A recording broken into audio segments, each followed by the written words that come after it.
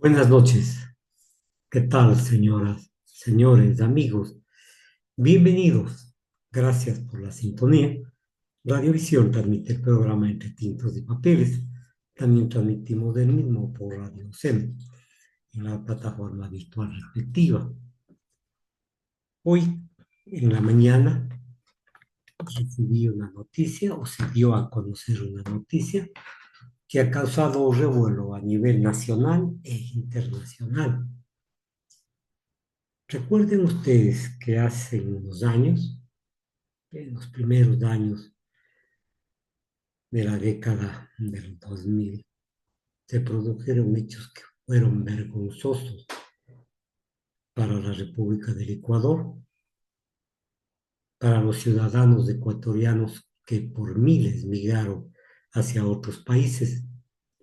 Recordarán ustedes que hubo una fuga de personas increíblemente grande, parecida a la de ahora, en número de personas que se quedaron en la calle porque un banco de la República del Ecuador se llevó una gran cantidad de plata.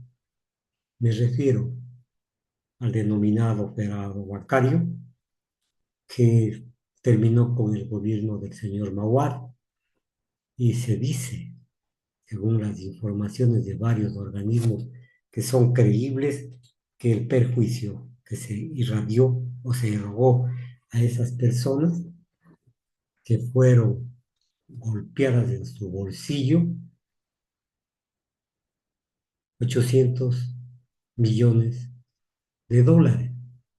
En esa época, hablamos de hace 24 años, 800 millones de dólares.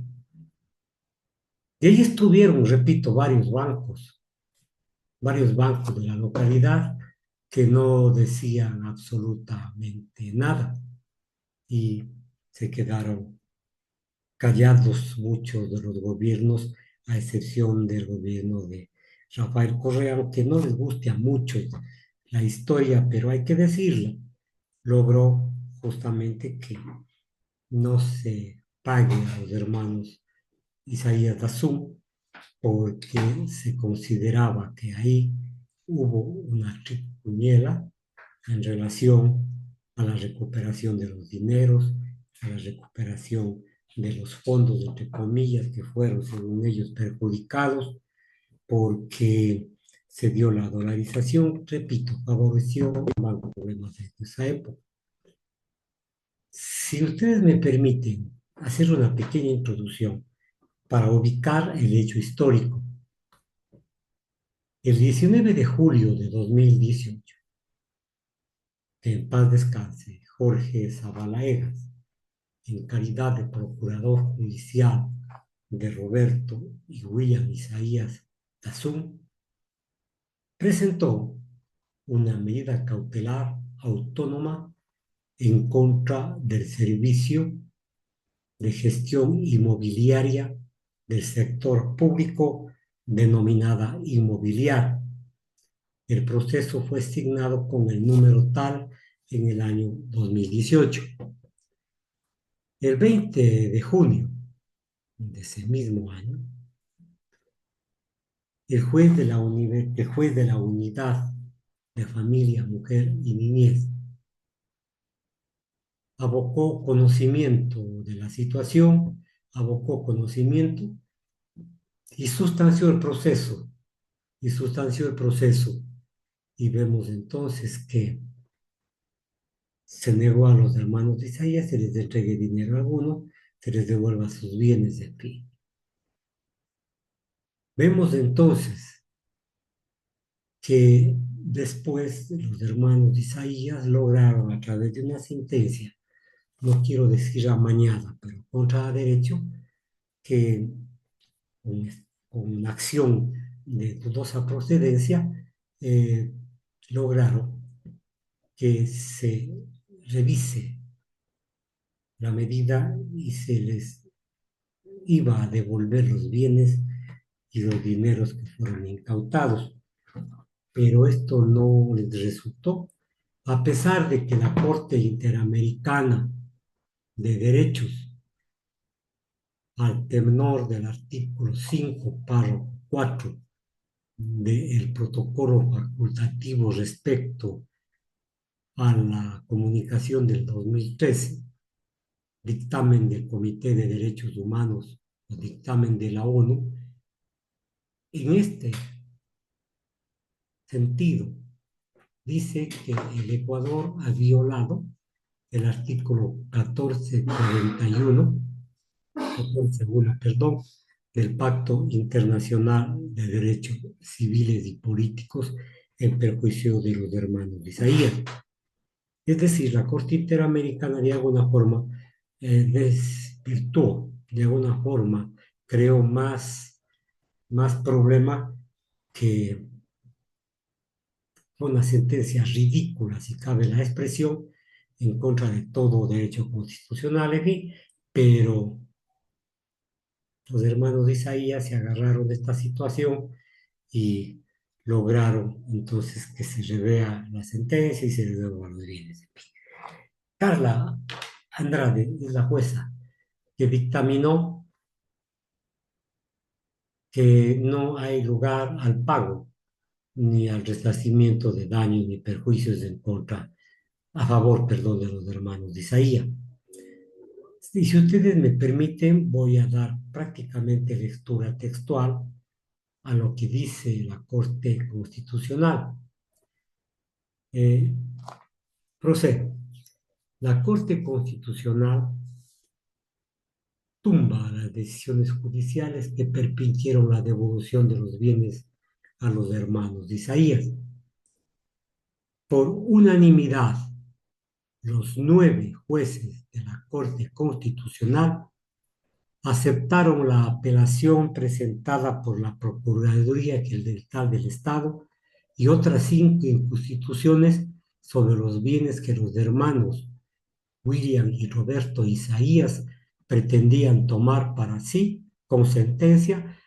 Ellos eran o son ex dueños del Filan banco que produjo gravísimos problemas a la República del Ecuador.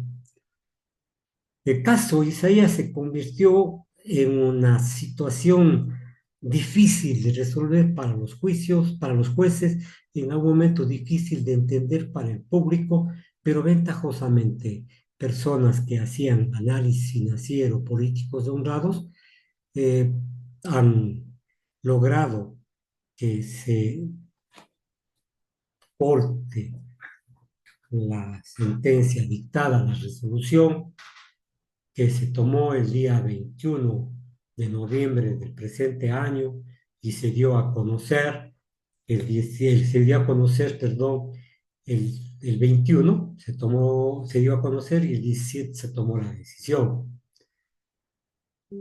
Créanme, señoras y señores, que me tomó de sorpresa, porque la Corte Constitucional había mantenido un silencio, y destaco la palabra silencio, sobre el pedido de la Procuraduría General del Estado y otras 5 instituciones que habían presentado una acción de protección sobre el caso de los hermanos de Roberto Isaías, ex dueños del Filambanco y protagonistas de uno de los hechos más dolorosos de la República del Ecuador, el peradio bancario. Finalmente, después de mucho tiempo, la Corte emitió la resolución en la que acepta la acción presentada por la Procuraduría, el Banco Central, el Ministerio del Ambiente y otras 2 entidades del Estado. Es decir, se les echó abajo las sentencias logradas ante ciertos jueces en la Corte Interamericana, que generalmente decide sobre otros aspectos, pero la importancia y yo diría la presencia de los hermanos de Isaías a lo mejor puso contra la pared a los señores de la Comisión Interamericana de Derechos Humanos. Pero la Corte Constitucional emitió la resolución en la que acepta la acción, perdón, presentada por la Procuraduría, el Banco Central, el Ministerio del Ambiente, en fin. 65 propiedades. fueron restituidas ya a los hermanos de Isaías. Entonces, se va a volver un poco difícil que se recuperen esos bienes, pero sin embargo, la justicia y la aplicación justa y certera de la ley y la Constitución va a lograr. Se dice por parte, se asevera por parte de la Corte Constitucional que se ha vulnerado el derecho a la seguridad jurídica por parte del juez de la niñez y familia de Guayaquil y otros dos jueces de la Corte Provincial del Guayas que dieron, entre comillas, la razón a los hermanos de Isaías. Entonces, la parte de la resolución dice que queda sin efecto la reparación integral demandada por los hermanos de Isaías y ordenada por las sentencias de primera y segunda instancia. Esto permitió entonces, señoras y señores, que más de los dineros sean restituidos al Estado, al Estado pues la cantidad de 65 bienes que deben nuevamente volver a propiedad y abajo el control del Estado. La Corte ordena que deben devolver los bienes incautados, que no se deben devolver los bienes incautados a los Isaías, ni se pagaría la compensación económica derivada de las decisiones judiciales anuladas. Y, óigame bien, por favor. Además, se remitió el expediente del caso a la Fiscalía General del Estado para que investigue a los jueces que emitieron las sentencias en favor de los Isaías por presunto prevaricato. Y como dice las personas, como dice la mayoría de seres humanos que miramos las cosas de lejos, cuánto correría bajo la mesa. El refrán popular dice que agua que corre bajo el puente ya no regresará. Pero aquí en este caso, estas cuentas en dinero tendrán que ser devueltas. Mínimo ya se gastaron los señores que se indemnizaron. Pero la Corte Constitucional en su fallo dice que no se devuelvan las propiedades ni los bienes a los hermanos Isaías, que pertenecieron al banco Filambanco y que se levantó con el santo y la limosna. Vemos entonces, señoras y señores, que la justicia tarda, pero llega. Tengo que destacar que el fallo es por unanimidad de la Corte Constitucional. No es así nomás. Es más, los hermanos Isaías formaron un fideicomiso, los dueños del Filambanco formaron un fideicomiso, es decir, para que una persona jurídica esté administrando los bienes. La mayoría están registrados en Quito, donde incluso ya se inscribió la devolución de los bienes en el registro de la propiedad. El sector de la pradera, en Quito, uno de los lugares más conocidos, fue objeto de devolución a los hermanos de Isaías, pero ahora vemos que quedó sin efecto la situación. Y nos agrada decir esto porque nos alegra que haya jueces todavía dentro de nuestro sistema jurídico honorables. La sentencia de mayo de 2022 dispuso la restitución de todos los bienes, derechos y acciones y activos en general que fueron objeto del proceso de incautación ejecutado por el Estado en 2008. La base fue un dictamen emitido por el Comité de Derechos Humanos de la ONU que determinó la violación de los derechos de los israelíes, específicamente en la aprobación del mandato 13. Ahí se pasaron para devolver a los hermanos. Personalmente, creo que este fideicomiso que se creó en Miami debe ser dado de baja porque el enredo jurídico ya no puede seguir en la República del Ecuador. No puede seguir este tipo de atropellos. Me alegro que la justicia tome estos giros y que se restituyan los dineros al Estado ecuatoriano. Tienen tantos bienes, incluso un bien frente a la catedral, en la esquina de la catedral de Guayaquil. Sí, créanse, señoras y señores, amigos, que esta noticia está recorriendo a nivel mundial porque se creó un fideicomiso de 4 millones y pico, justamente para pasar los bienes a este fideicomiso y que no puedan ser nuevamente incautados. Pero la sentencia es clarísima. La decisión tomada por la Corte Constitucional tiene que ser acatada como de última data. Son entonces objeto en este momento de una pugna bastante fuerte.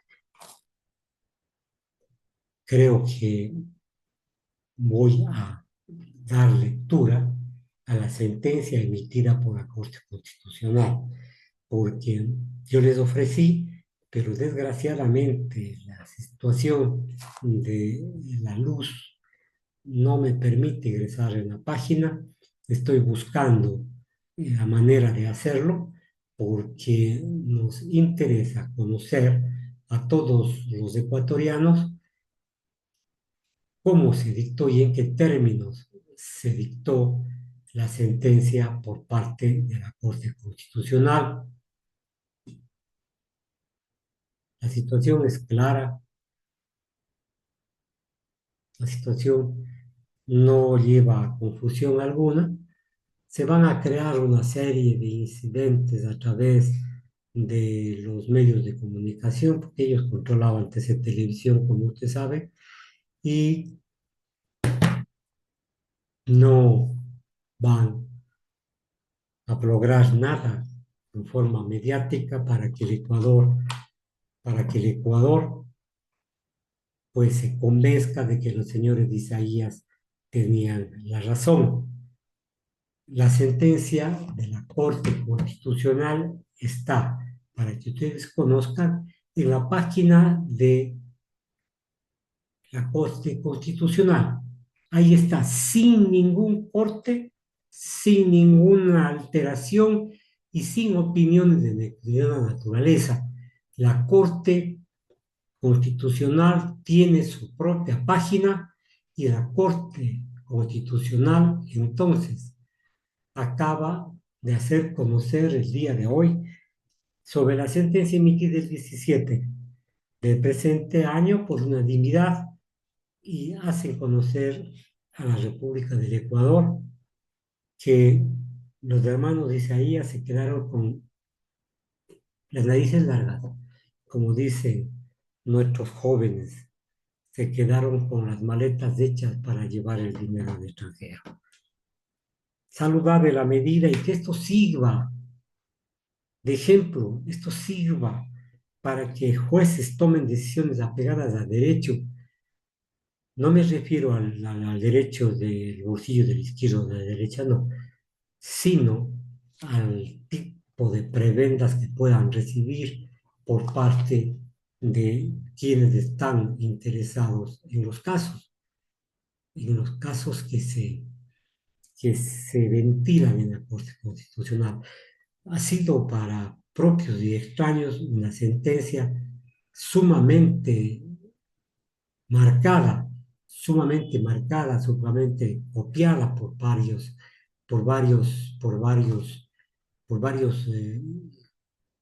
organismos internacionales. Es más, conozco que incluso varios medios de comunicación del extranjero están mandando reporteros acá para que puedan hacer un reportaje completo sobre la decisión de la Corte Constitucional en aceptar el recurso que planteó la Contraloría del Estado, el Banco Central, en fin. El enredado litigio terminó, por fin, este enredado litigio, por fin terminó.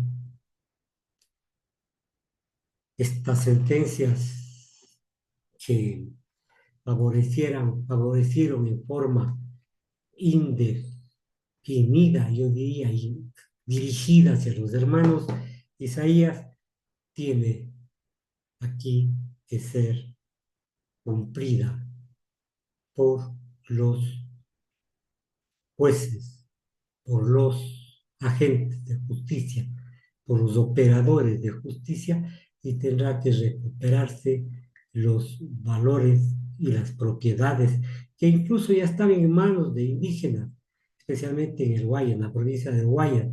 Entonces, para ellos es un motivo de satisfacción que se produzca este hecho porque beneficia indiscutiblemente a todos los ciudadanos que ingresaron a estos predios.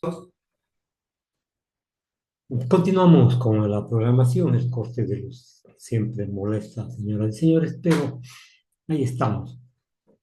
Sobre el comentario que estaba realizando y que responde a la realidad, eh, puedo decir que la sentencia dictada está, la resolución dictada está de acuerdo a la legislación ecuatoriana y creo que el beneficio, el beneficio es para todos los ciudadanos ecuatorianos.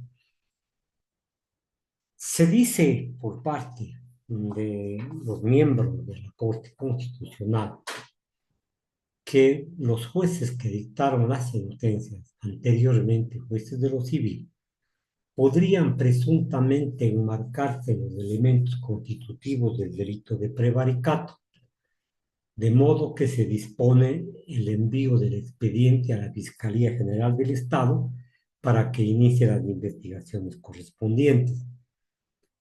¿Qué significa prevaricato? ¿Qué podemos decir sobre esta figura penal de prevaricato? Porque es interesante que ustedes sepan, señoras y señores, con toda precisión, qué es lo que nosotros, los abogados, entendemos como prevaricato, qué es lo que la ley dice sobre prevaricato, qué es lo que señala la jurisprudencia, la doctrina. El prevaricato no es nada más que el delito que comete un funcionario cuando es servidor público como un juez o autoridad, dicta una resolución arbitraria, injusta o contraria a la ley. También puede ser cometido por un abogado o procurador que perjudica a la parte que representa. El prevaricato, señoras y señores, puede ser por acción, es decir, cuando hay el propósito de realizar o de comportarse de tal forma, y también el prevaricato por omisión. El servidor público incumple, deliberadamente con sus deberes, sabiendo que su inacción es contraria a la ley.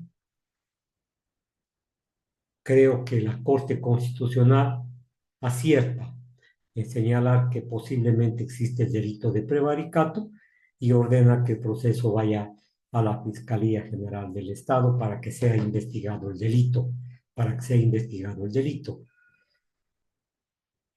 El prevaricato en nuestra legislación está penado.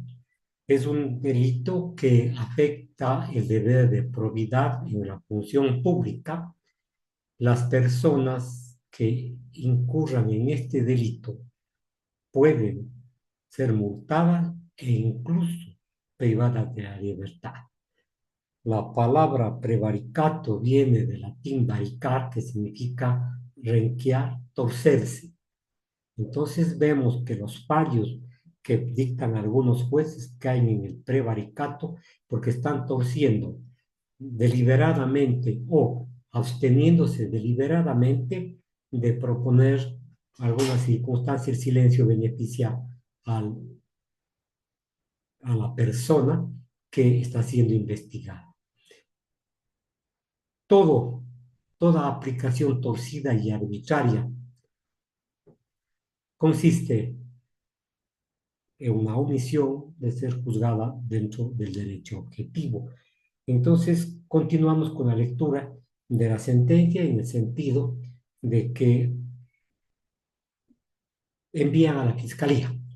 Y la decisión dice: A, o 1, aceptar las 6 demandas de acción extraordinaria de protección presentadas por la Procuraduría General del Estado y otros organismos en el caso 2572-22-EP. 2, declarar la vulneración del derecho a la seguridad jurídica por parte del juez de la Unidad Norte 2 de Familia, Mujer, Niñez y Adolescencia, con sede en el Cantón Guayaquil, y de los jueces de mayoría de la Sala Especializada de lo Penal, Militar, Penal Provincial y Tránsito de la Corte Provincial de Justicia del Guayas. 3, dejar sin efecto todas las actuaciones dentro del proceso 09201-2018-02826 y archivar la causa. Esto implica que también quedan sin efecto todas las providencias y diligencias efectuadas y emitidas en el proceso de ejecución de la sentencia emitida por el juez de la unidad judicial. Cuarto, con respecto a la actuación de los jueces de mayoría de la Sala Especializada de lo Penal, Penal Militar, en fin, del Guayas se dispone a declarar que Adolfo Richard Gaibor y Carlos Alberto González Abad, jueces de la Sala Especializada de lo Penal, Militar, Penal Policial y Tránsito de la Corte de Justicia del Guayas, que conocieron la acción de protección 09201-2018-02826, como incurrieron en error inexcusable. Es decir, los señores jueces van a su casa, porque cuando hay error inexcusable, el Consejo de la Judicatura debe destituirlos de los puestos. Ojalá estén arrepentidos realmente de la acción que hayan tomado, pero no, a lo mejor ya están en el extranjero también, ¿cómo sabes?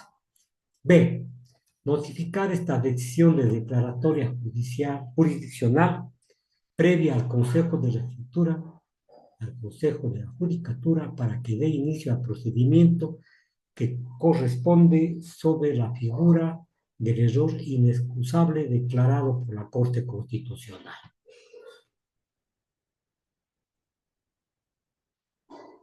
Remitir el expediente a la Fiscalía General del Estado para que inicie la investigación correspondiente y determine si existen los elementos suficientes para configurar el delito de prevaricato en contra de los jueces provincial Adolfo Richard Gaibor y Carlos Alberto González Abad, y el juez de la unidad judicial Johnny Francisco Lituma Gines, quienes conocieron la acción de protección 09201-2018-2826. 6. Como todas las decisiones de esta Corte, la presente sentencia tiene efectos vinculantes y es de cumplimiento obligatorio. 7. Notifíquese, publíquese y cúmplase. Vean ustedes, señoras y señores, que nos reciben por las redes sociales y que nos siguen a través del audio, cómo la justicia tarda pero firma el abogado Ali Lozada Prado, presidente del tribunal. Me alegro de que este tipo de sentencias sean dictadas en la República del Ecuador y que la zapar y la viveza criolla no se hagan presente Ojalá no se vuelvan a dar este tipo de actos, pero repito la situación. Están siendo acusados de error inexcusable el juez de lo civil, Francisco Lituma Jiménez, y los jueces de la Corte Provincial, de la Sala Provincial, Adolfo Richard Gaibor Gaibor y Carlos Alberto González Abad. Es decir, deben estar preparando maletas, ya sea para irse a la casa o para irse, no digo a la roca, porque sería muy fuerte, pero se dieron con la piedra en los dientes. Buenas noches, señores y señores.